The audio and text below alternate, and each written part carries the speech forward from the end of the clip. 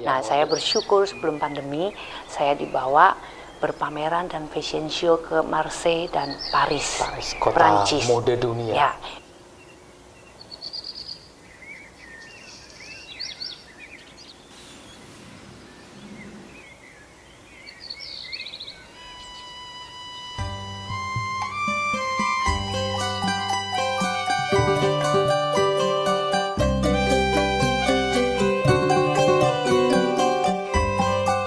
Kota Pekalongan adalah salah satu kota penghasil batik yang memiliki kualitas terbaik di Indonesia.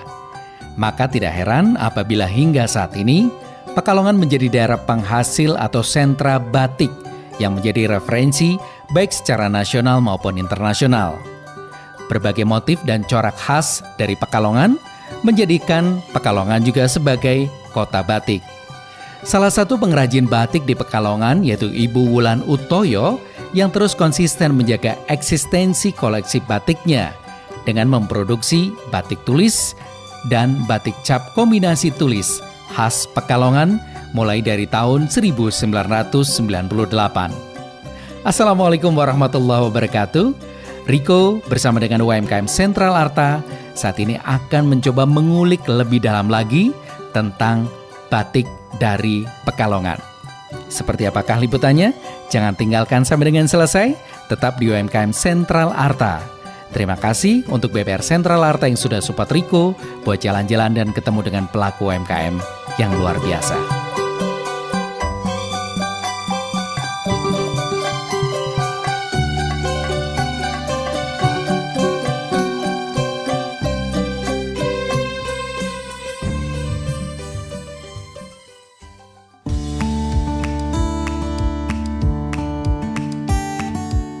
Oke, lur, masih di UMKM Sentral Arta, Bogor Mandik, Senajan Utang Faret, dan kita sudah bersama dengan Ibu Wulan Utoyo atau biasa dipanggil dengan Bu Wulan, terus kemudian Ciklan. Iya. Nah, enaknya hari ini dipanggil apa nih? Kalau dipanggil Ciklan, saya merasa muda, jadi cici-cici terus. Gitu ya? Gitu, Gak apa-apa ya panggil Ciklan ya? Gak berarti? apa-apa. Oke, kita mengucapkan terima kasih banyak Ciklan bahwa UMKM Sentral Arta sudah diperbolehkan untuk melihat galeri, sekaligus kita akan mengulik sedikit tentang batik Pekalongan dan tentu saja tidak lepas juga tentang batik Bulan sendiri dari punya Ciklan. Kalau boleh diceritakan Ciklan untuk batik Pekalongan itu sejarahnya mulai kapan dan tentu saja hubungannya dengan batik Bulan sendiri. Ya. Kalau bicara tentang batik, pasti orang langsung ingatnya Pekalongan. Kota batik Indonesia, Pekalongan. Okay. Sejarah batik itu sendiri, itu dari dulu sudah ada.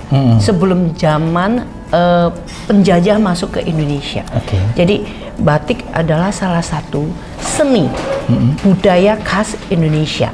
Okay. Terutama untuk di kota Pekalongan. Yang namanya seni itu pasti sesuatu yang indah dan digemari. Okay. Kemudian juga berkembang sebagai komoditi bisnis. Okay.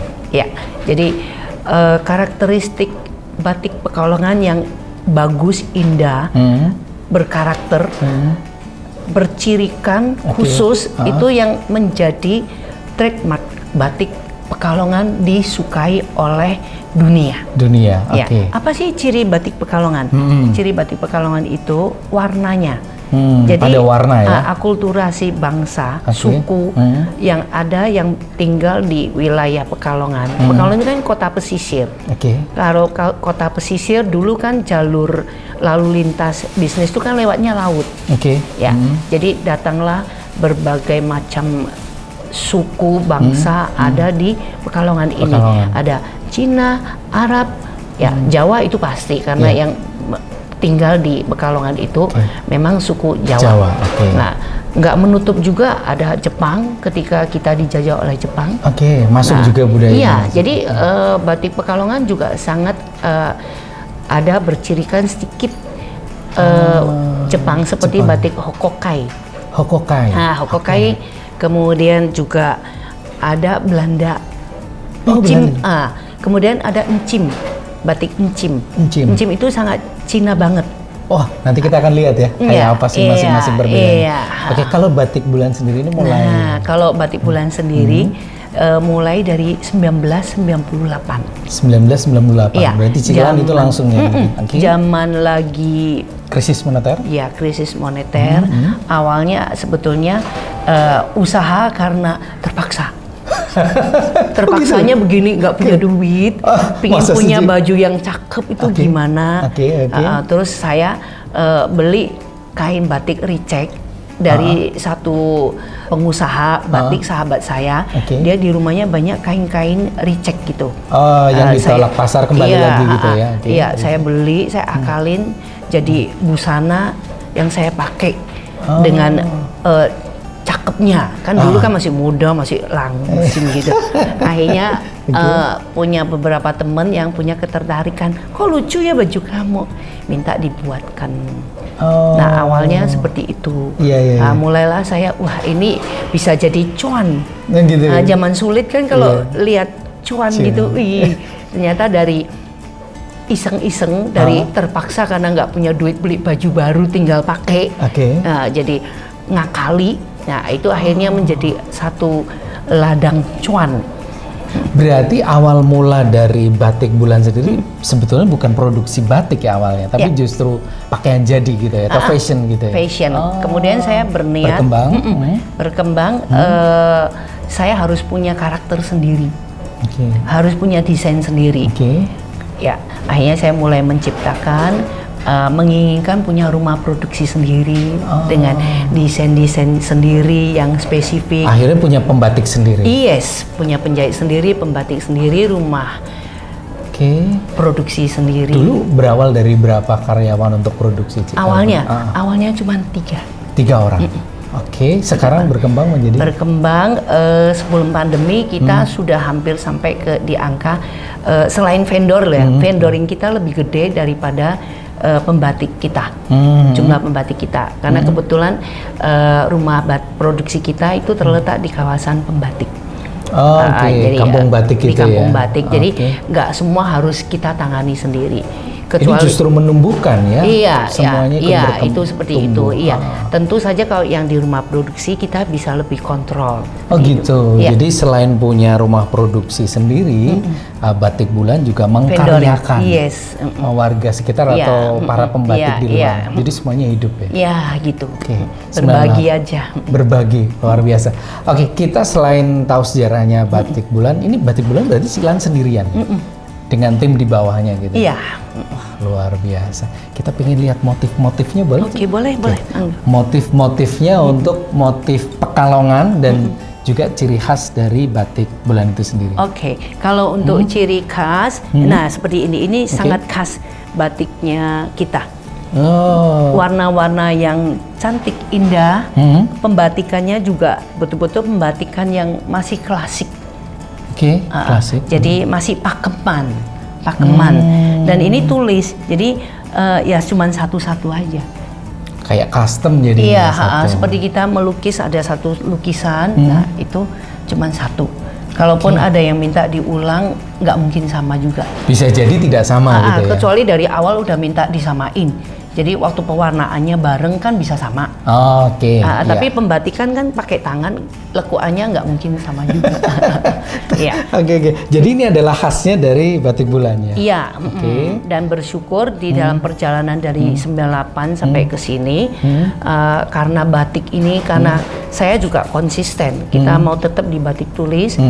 Kita sering ikut lomba, sering juga tampil di pameran-pameran, sehingga mendapatkan apresiasi yang bagus, penghargaan. Jadi beberapa kali batik kita juga dipakai oleh kalangan-kalangan pejabat, pemerintahan. Antara lain ini oleh yang terhormat Bapak Ganjar. Ini ketika beliau berkunjung ke Pekalongan, kita terpilih sebagai yang dikunjungi oleh beliau. Pak Ganjar ya. Jadi semua butuh proses, sehingga kita juga dinilai orang sebagai yang mumpuni. Tidak ujuk-ujuk sebesar sekarang gitu ya. Kemudian ini juga yang terhormat Bapak Erick Thohir. Pak Erick ya. Ini semua batik-batik yang saya tampil ini diborong oleh beliau. Ini ketika Hari Kartini tahun 2023 ya. Saya dipanggil oleh beliau menjadi salah satu Hari Kartini, Sri Kandi BUMN Indonesia. Kemudian saya disuruh show tunggal di situ, diborong oleh beliau. Sangat bangga. Iya, penghargaan besar ya. Iya. Kemudian yang ini Inakraf tahun 2017. Oke, dengan Bapak Presiden Jokowi. Juga waktu itu kita sebagai stand yang terpilih untuk dikunjungi oleh beliau. Jadi di Inakraf itu kan banyak ratusan bahkan ribuan. Kita terpilih tentu karena kita natanya cakep, barangnya juga cakep dan memang udah dinilai untuk layak. Proses seleksinya memang panjang ya untuk bisa menjadi stand yang dikunjungi beliau. Kemudian ini Bapak Airlangga Menteri Hartanto. Ini juga ketika beliau datang Pekalongan, kita juga terpilih untuk yang dikunjungi. Bahkan ada satu karya saya, batik yang dibuat sekian lama, setahun setengah. Satu batik? Iya, itu dibeli oleh beliau. Itu senilai 60 juta. 60 juta. Pengerjaannya 1 tahun. Iya, karena istri beliau kolektor. Jadi dia paham tahu. soal. Jadi dia tahu bahwa itu barang berharga yang nggak mungkin ada yang bikin. Karena sangat detail kecil. Titik-titiknya itu keluarnya setitik bolpen. Padahal untuk canting agak makanya setahun setengah dan 60 juta. Karena jadi harga batik itu ditentukan oleh lamanya bikin. Semakin lama kan nilai produksinya semakin tinggi. Detailnya juga semakin rumit ya. Iya, kemudian ini yang dipakai oleh Bapak Jokowi itu juga batik kita. Oh iya. Iya. Jadi hampir sama ya model-modelnya dengan yang ini. Iya, hampir sama ya. Hampir sama, senada. Batik kita yang ternyata dengan bangga dipakai oleh beliau di KTT di Bali. Beberapa waktu yang lalu ya. Beberapa waktu yang lalu. Kita akan lanjutkan lagi ngobrol-ngobrol kita dengan motif batik Pekalongan dan juga tentu saja motif dari Batik Bulan tetap di UMKM Sentral Arta. Pokoknya Mandek senajan gotongnya besar.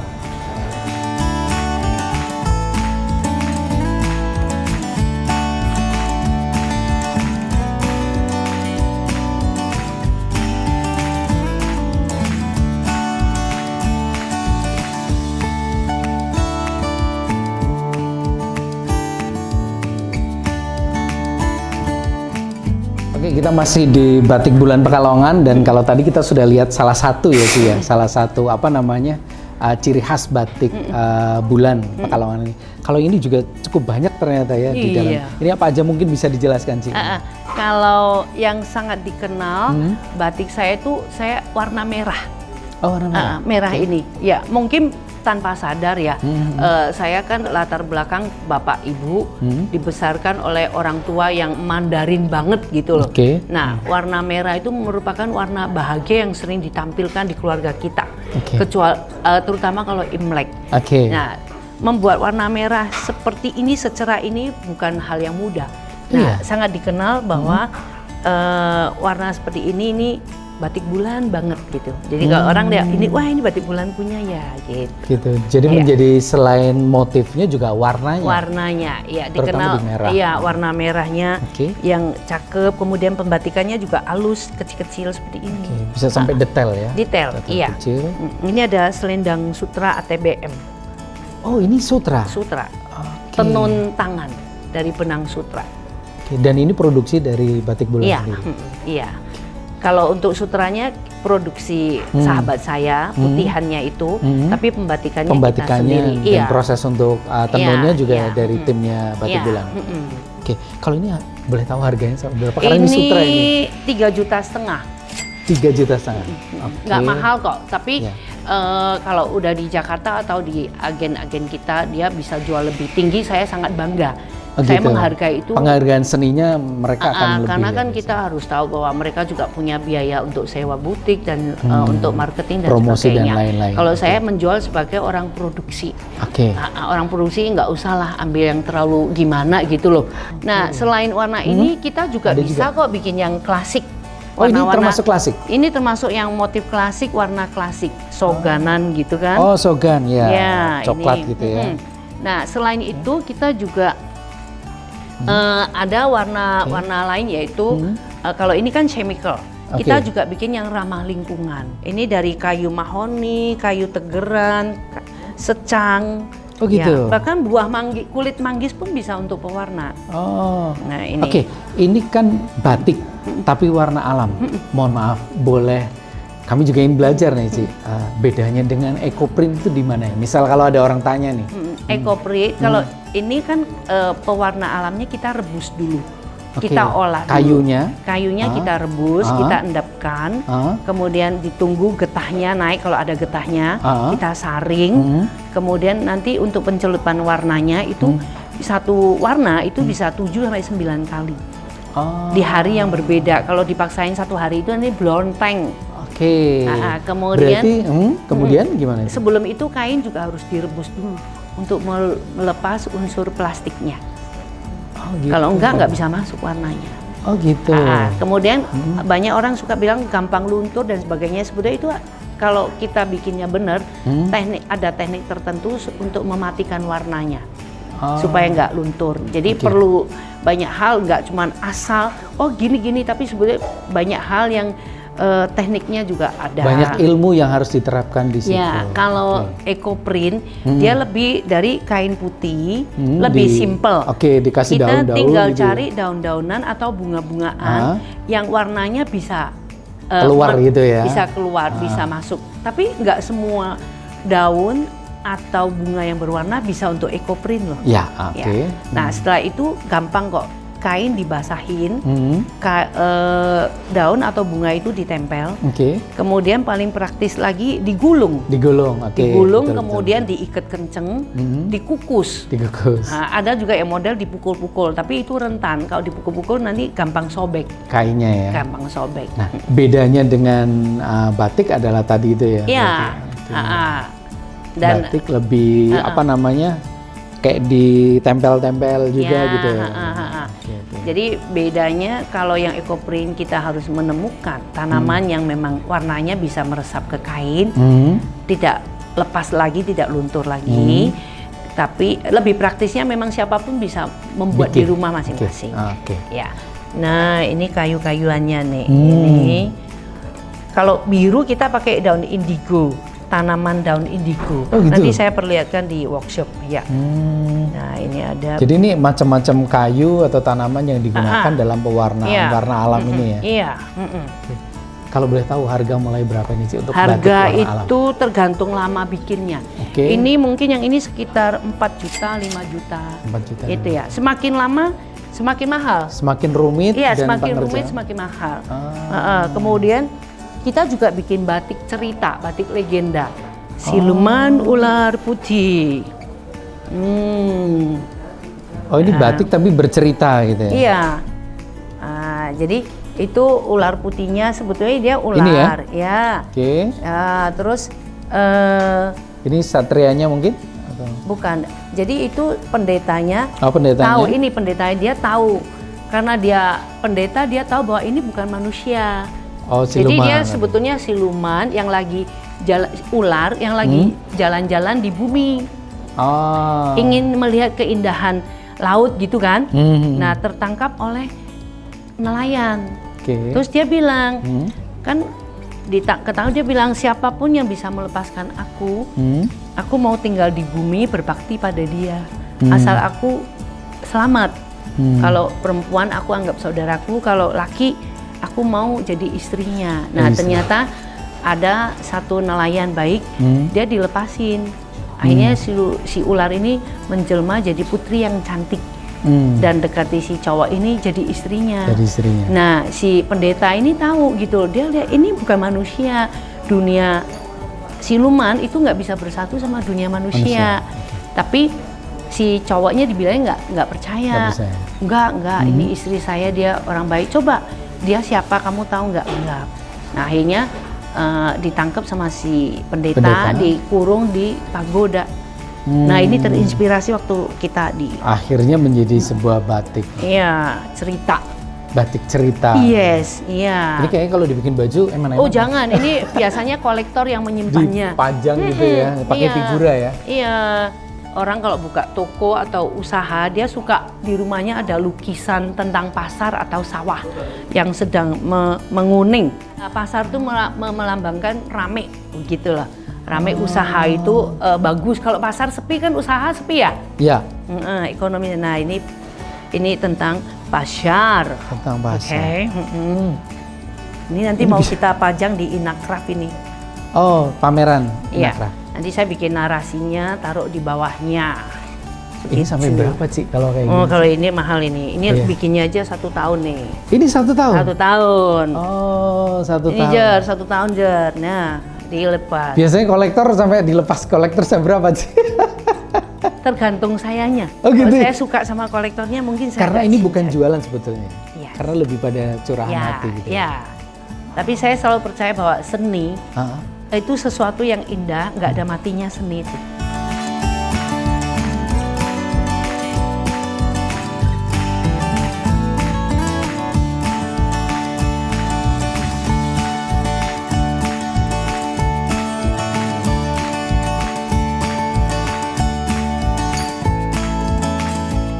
Nah kalau yang ini batik warna alam yang nggak mahal, cuma 200.000 kalau partai. Iya. Kalau beli 3 kita hitung 200.000 oke lah. Oh gitu. Kalau belinya 1 250 gitu. Ini berarti bisa. Tidak seperti yang dibayangkan harus sekian juta. Gitu. Kita bikin untuk semua orang bisa memakai batik bulan gitu ya. Iya. Jadi yang ini nggak terlalu mahal. Ini warna alam. Warna alam dari kayu-kayuan ini. Ini dari kayu-kayuan semua ini. Ini juga encim. Nah, ini juga kain khas Pekalongan. Jadi kalau ada orang tanya batik Pekalongan seperti apa? Ya seperti ini. Boleh ditunjukin kayak ciri-ciri khasnya? Ciri khasnya itu ini disebut batik encim. Encim itu kata yang berasal dari bahasa Tionghoa yang artinya bude. Encim. Jadi justru pemakai batik itu dulu encim-encim. Jadi nyonya-nyonya itu yang dari RRC kemudian Tiongkok kemudian ke Indonesia. Kapalnya jatuhnya di Indonesia, merapatnya di Indonesia. Justru mereka orang yang sangat suka pakai batik loh. Batik encim terus pakai kebaya. Betul. Saya kalau melihat foto-foto keluarga saya yang masa lampau ya kita bisa lihat loh yang menghargai justru batik pertama itu justru encim ini gitu loh. Jujur ketika tadi saya masuk sini saya ingat adalah mbak buyut saya dulu pakai ini. Pakai juga ya? Ya, karena keraton. Dari mana? Krapiak Lor. Krapiak, iya. Kalau orang ibu-ibu Jawa dia suka motif klasik, parang, senong. Tapi kalau nyonya-nyonya suka motif encim, makanya akhirnya motif ini disebut motif encim. Oke, ini adalah warna-warna khasnya Pekalongan berarti. Iya, ada Pekalongan. Biru, pink, memang warna-warni seperti ini. Iya, jadi kalau orang saya pameran saya taruh gini orang udah nggak usah tanya pasti tahu ini dari Pekalongan ya. Berarti yang membedakan antara, mohon maaf, batik itu kan cukup banyak ya. Iya. Ada Pekalongan, kemudian ada mungkin Solo, Lasem segala macam ya, Jogja. Kalau Pekalongan ya ini gitu. Iya ini, seperti ini. Sangat mudah dikenalin. Ya. Kalau ini harga mulai berapa sih? Ini murah. Ini cuma 350. 350. Iya. Oke. Beda-beda loh. Ini mana ada yang sama? Karena apa? Pemberian warnanya mencolek, seperti dilukis. Oh, dilukis. Dari sekian warna ini yang paling ramai biasanya warna apa? Warna merah. Tetap merah. Merah. Oke.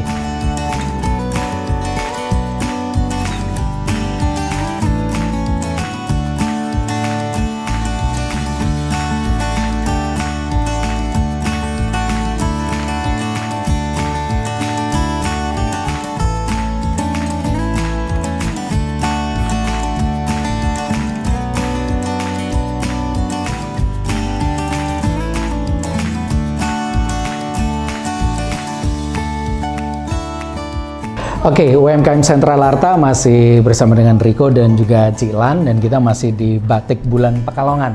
Ini salah satu apa ya namanya ya, batik khasnya Pekalongan, dan ternyata setelah kita tadi jalan-jalan, wah, ya ternyata ini Pekalongan banget gitu. Yeah. Tapi ternyata selain batik apa sebutannya kain ya, kain lembaran, ternyata justru yang awal mula dari batik bulan adalah bentuknya fashion atau baju, Boleh, ini salah satunya mungkin yang dulu pernah dikembangkan gitu ya. Iya. Dan sekarang masih? Masih. Oke. Ini berarti dibikin apa aja? Ini memang khusus bahannya dibikin kemudian kemeja atau juga apa saja ini? Jadi seperti ini dilihat nggak ada yang sama. Oke. Jadi kalau beli fashion di tempat kita itu lebih ke custom. Bukan baju sejuta umat. Jadi nggak ada yang ngembarin gitu ya? Iya, modelnya sama pun warnanya pasti beda, motifnya beda. Itu yang menjadi ciri khasnya kita. Kemudian dikenal cuttingnya bagus, modelnya juga fashionable gitu loh. Misal? Nah ini kebaya. Dengan jahitan yang kombinasi yang cakep dengan tenun. Kemudian resleting saja nggak kelihatan.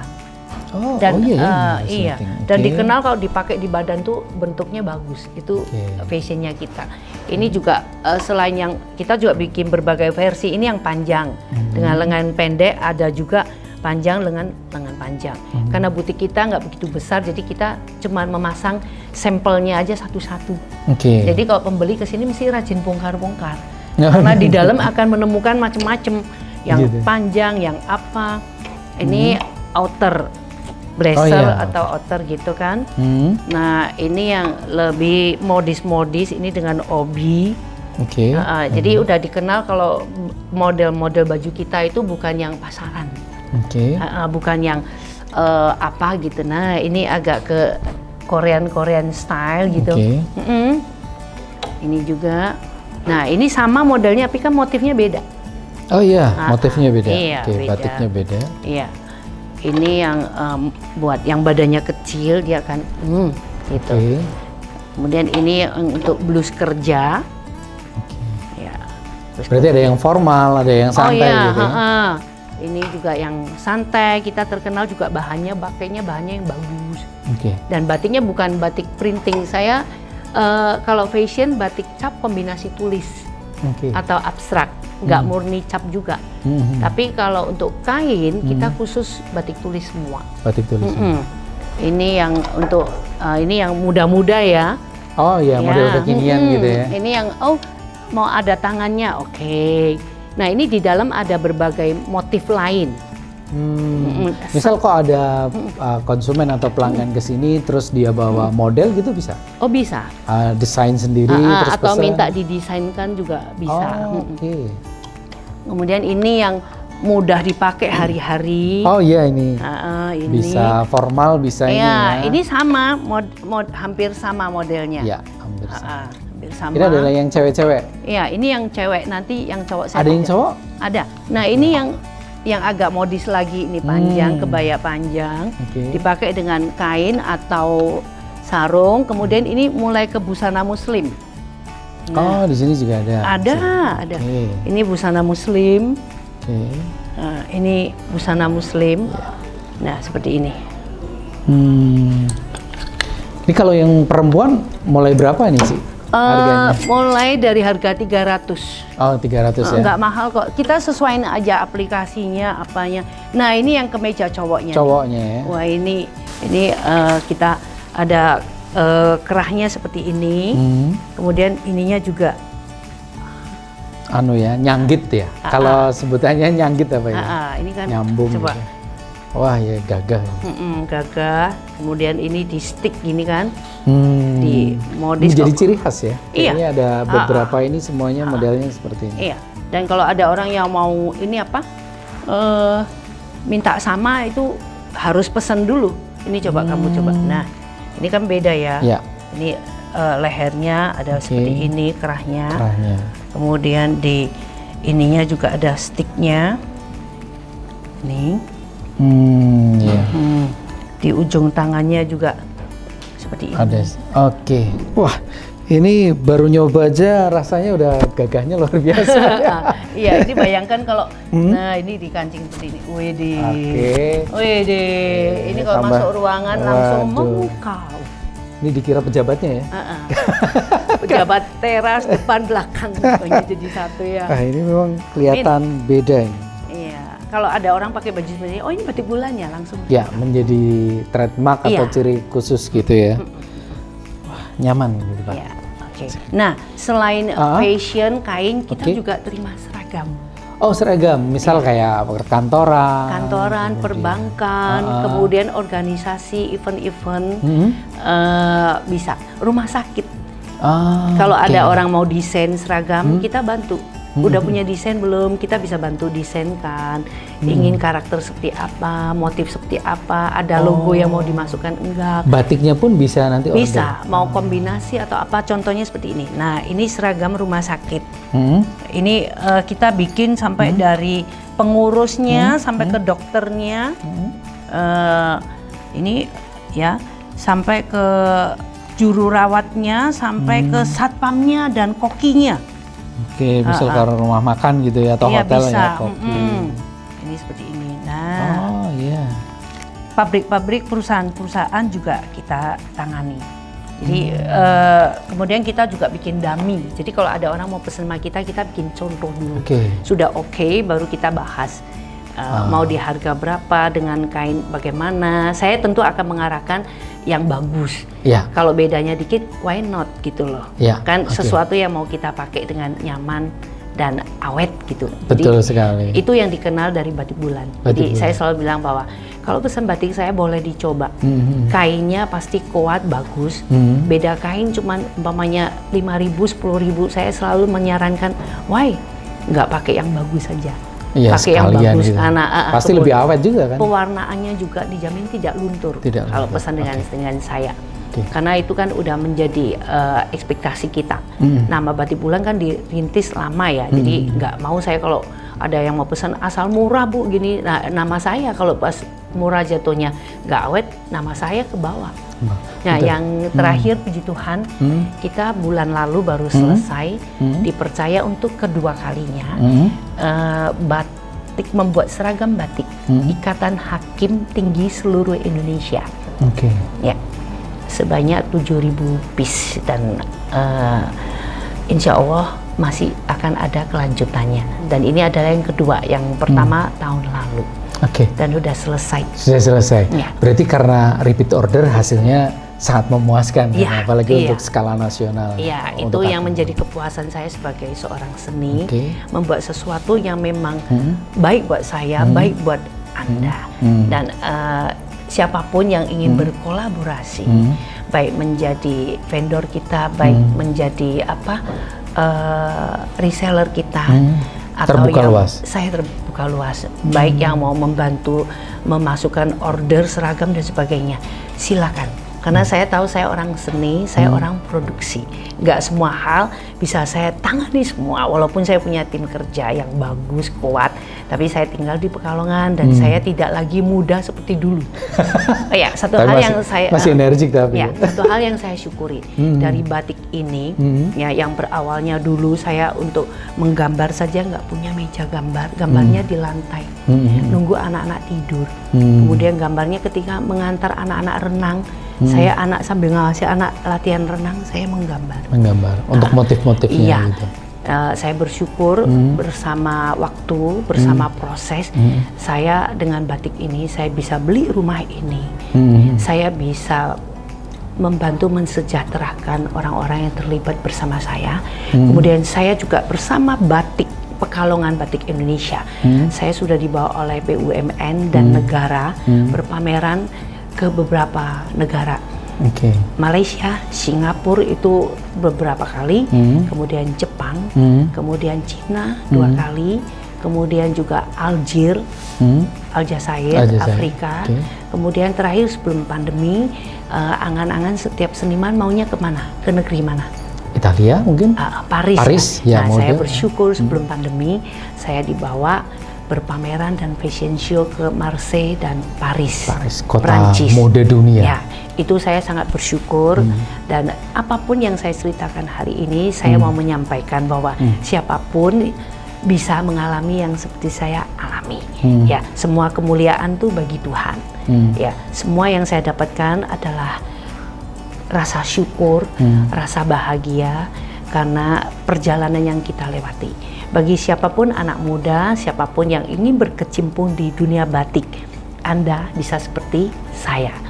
Anda pun bisa menerima hal-hal yang saya terima. Tentu saja tidak semua cerita indah, ada suka duka, tapi justru itulah indahnya di sana. Oke, Cilan, kalau ada yang tertarik juga ingin mendapatkan produk-produk dari Batik Bulan Pekalongan, dari produksinya Cilan ini, bisa menghubungi kemana Cilan? Mungkin ada nomor hotline, ada media sosial. Ada. Jadi kalau untuk Instagram ya, kita Batik Bulan Official. Oke, Batik Bulan Official. Kalau ingin melihat kegiatan saya atau aktivitas Batik Bulan, itu Ulan Batik Bulan. Wulan Batik Bulan. Oke. Kemudian kalau mau lihat YouTube, saya juga bikin konten-konten kecil tentang batik supaya anak-anak muda tidak lost pengetahuan tentang batik. Batik itu dilestarikan dengan konten-konten kecil yang saya bikin supaya anak-anak muda tertarik dan suka.